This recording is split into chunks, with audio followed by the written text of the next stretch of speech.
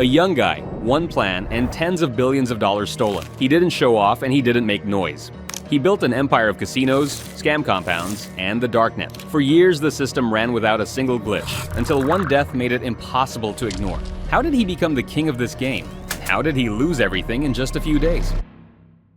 The story begins in China. Chengzhi was born in 1987. From an early age, he spent most of his time on the internet. His social connections outside the online world were minimal. By his teenage years, the internet had become his primary occupation. He viewed formal schooling as a formality. At 16, Chengzhi dropped out of school. The decision was not accompanied by conflict or protest. He simply stopped attending classes. In the late 2000s, China saw the rapid growth of an underground digital economy. Closed forums, anonymous platforms, and gray markets began to emerge. These spaces made it possible to earn money outside of state control. Chengzhi started operating in this environment under the alias Vincent. The specifics of his activities during this period are unknown. What is known is that he generated a steady income. That income was sufficient for his next move. Over time, it became clear that expanding such schemes within China had strict limits. Any increase in scale raised the risk of attracting attention from the authorities. Scaling without protection became impossible. In 2010, Chengzhi left China. He relocated to Cambodia. The choice of country was deliberate. Cambodia was characterized by weak institutions, inexpensive land, and low oversight of foreign businesses. After relocating, Chengzhi purchased land and registered a construction company. The company operated legally. Construction provided a convenient way to justify large financial flows. Government oversight was minimal. At the same time, Chengzhi continued his illegal activities, now operating outside Chinese jurisdiction. To secure his position, he began building relationships with local officials. These connections provided protection for his business. He also established ties with military structures, reducing the risk of pressure from law enforcement. To outside observers, Chengzhi appeared to be an ordinary entrepreneur. He had no public profile and attracted little attention. By the end of this stage, a basic foundation was in place. He had experience working in the Darknet. He possessed starting capital. He operated in a low-control environment. His activities were shielded by a legal business front. No violence or large-scale crimes had yet occurred. However, it was during this period that the system was assembled that would later make everything else possible. After the basic structure was established, the system moved on to its main objective, the steady extraction of large amounts of money. The primary source of that money was gambling aimed at Chinese citizens. Gambling is banned in China, but the demand never disappeared. It simply moved beyond the country's borders. One of the key locations became the city of Sihanoukville in Cambodia. Over time, it turned into a hub for Chinese gamblers and online gaming operators. Hotels, casinos, and restricted zones designed specifically for a Chinese clientele began to appear across the city. Formally, this looked like the development of tourism and the entertainment industry. In 2015, Chengzhi founded Prince Group. From a public perspective, it appeared to be a major conglomerate with assets in banking, real estate, and shopping centers. The company quickly showed rapid growth and expanded its presence. Prince Group became the main legal shell used to protect assets and move large financial flows. As early as 2016, the company began construction of its first large-scale gambling and entertainment complex in Sihanoukville. This project became a central node of the entire operation. Large volumes of money passed through it. Prince Group did more than simply service gambling operations. The company helped Chinese players withdraw and launder winnings that they could not legally collect inside China. Through this service, Prince Group earned more than $2 million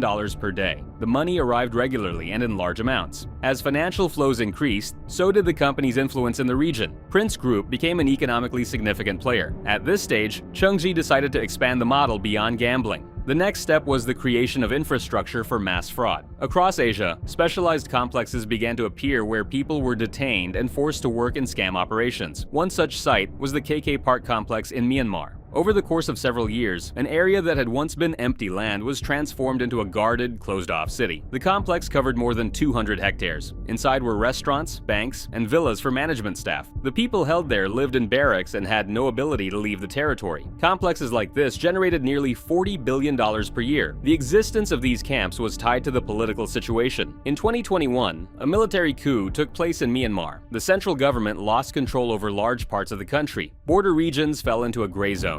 Control of the land passed to various armed groups. These groups sold land to foreign companies, including entities linked to Prince Group. State institutions effectively did not intervene. People were recruited into these complexes under the guise of overseas employment. They were promised high pay and legal jobs. Upon arrival, their passports were taken away. Leaving the complex became impossible. They were immediately forced into scam operations. The primary scheme was known as pig butchering. Scammers spent months building trust with victims through messengers and dating sites. They then introduced investment opportunities, most often related to cryptocurrency. At first, they showed apparent profits and sometimes allowed a small withdrawal. After that, the victim invested all available funds. The ending was always the same. The account was blocked, the platform disappeared, and contact was cut off. In 2023, the FBI recorded nearly $4 billion in losses from this scheme alone. Researchers estimate the total damage at more than $75 billion.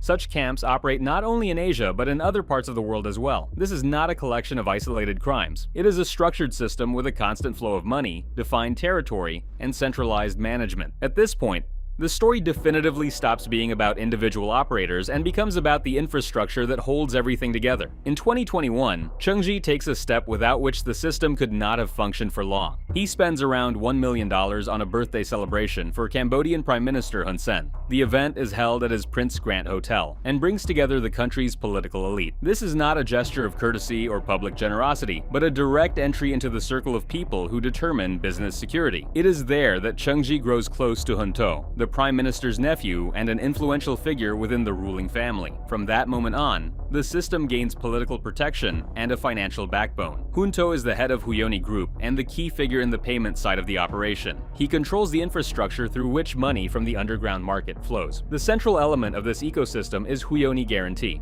Formally, it is a marketplace with an escrow function. At first, the platform sells relatively legal goods and services. The assortment then quickly shifts toward data, logins, tools for scammers, money laundering services, and related infrastructure. Huion holds the funds until a deal is completed and then transfers them to the seller. The platform's commission ranges from 2 to 4%. Access to trading channels is by invitation only, through closed Telegram channels. Payments on the platform are conducted in USDT, and later, Huion launches its own stablecoin, USDH. The website claims that it operates outside the control of traditional regulators and reduces the risk of funds being frozen. According to the script, the platform has more than 1 million users. Since 2021, over $27 billion have passed through Huion. For comparison, the volumes of classic Darknet markets are far smaller. Silk Road handled about $180 million in total, Alphabay around $1 billion, and Hydra roughly $5 billion over several years. Huion becomes a core element of Chengzhi's business. Money earned in scam operations first passes through Huion, where it is received and partially laundered. It then enters Prince Group as legitimate income from casinos, hotels, and real estate. This three-tier structure conceals the origin of the funds and distributes them across assets. Chengzhi reinvests the money into real estate, art, yachts, and cars, making tracking increasingly difficult. Hun Tu applies the same logic to his own flows, routing them through Huyoni Group, Huyoni Pay, and Huyoni Crypto. This is not chaos or a collection of isolated schemes, but a stable financial system designed to operate for years. In July 2025, a 22-year-old South Korean student, Park Min-ho, travels to Cambodia to attend a job fair. A week later, his family receives a phone call demanding a ransom of $35,000. Negotiations continue for several days, then contact is cut off.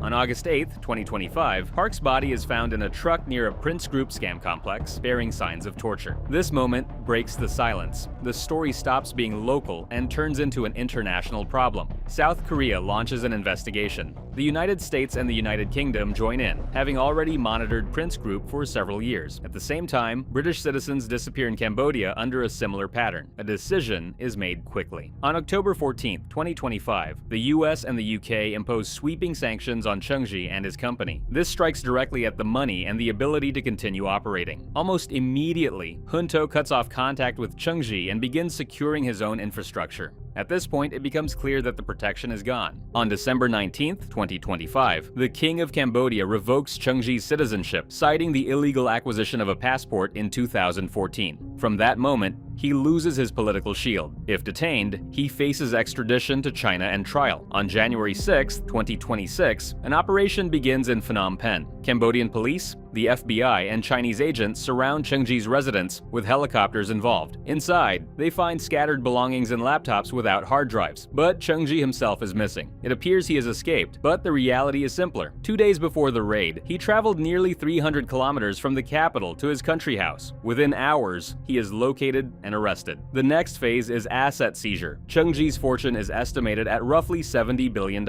Cambodia freezes his accounts and seizes his real estate. The United Kingdom confiscates his London mansion, valued at $16 million. The FBI seizes approximately 130,000 bitcoins worth around $15 billion, the largest cryptocurrency seizure in U.S. history. The following day, Chengzhi is extradited to China. Prince Group is effectively dismantled, and its assets are placed under government control. After the raid on the residence, there is an initial impression that Chengzhi managed to flee. In reality, there was no escape. 2 days before the operation, Chengzhi hid at another location nearly 300 kilometers from the capital. He was concealed inside a hidden wardrobe built into the room. Within hours of the operation, Cambodian authorities found and detained him. The ending was stripped of any heroics and reduced to a simple arrest. At the same time, a demonstrative crackdown on the infrastructure begins. Huioni Guarantee and related platforms on Telegram are shut down. In Myanmar, the military junta conducts a raid on KK Park, demolishing part of the complex and announcing the release of more than 2,000 people. Later, satellite images show that only a limited section of the site was destroyed. The core infrastructure remains intact. Huion users are preemptively redirected to To-Do Guarantee. Huion Group had acquired a 30% stake in the platform back in December 2024. To-Do processes more than $12 billion